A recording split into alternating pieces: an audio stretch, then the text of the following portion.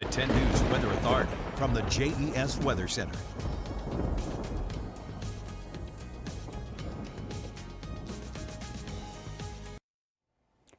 Good afternoon, friends. We are looking at a very frigid and windy start to the day today.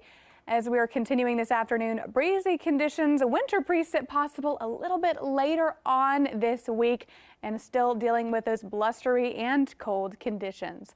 Now, looking at our wind chill values right now, we are still very frigid. Our air temperatures combined with that wind speed making it feel just a bit colder than it actually is outside right now. 20 degrees. The feels like temperature in Roanoke, Hot Springs, even a bit colder, feeling like 9 right now.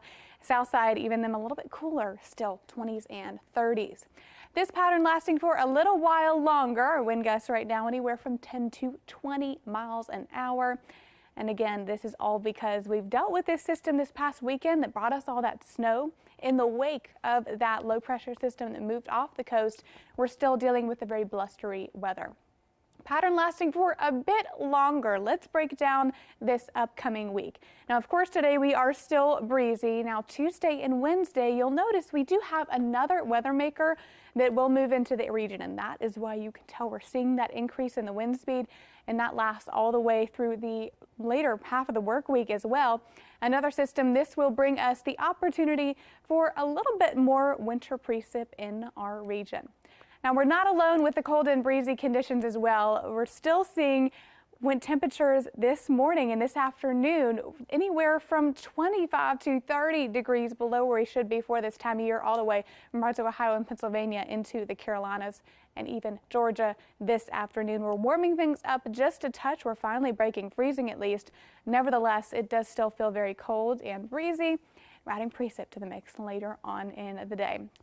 Now, Futurecast these next couple of hours does keep us very clear and still dry. A little bit of cloud cover mixing in this afternoon, variable throughout the overnight hours. But looking ahead to Tuesday at 10 a.m., we have the opportunity for precip arriving a little bit further north of us in parts of West Virginia. Snowfall back in the mix. A little later on in the day is when we will get in on that rainfall action by 1 p.m.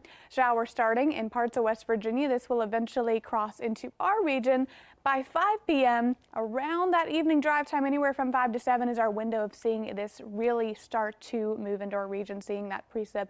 A little further north will be in the form of snowfall or mixed precip. But once this gets a little closer towards us, you'll notice the highland zone very distinct, the different rain snow line there from the highlands to the NRV and the Roanoke Valley. The good news is we will see a mainly rainfall precip type with just a little bit of flurry activity mixed in. Highland zone, of course, could see a little more of that snowfall type, accumulating a dusting or so.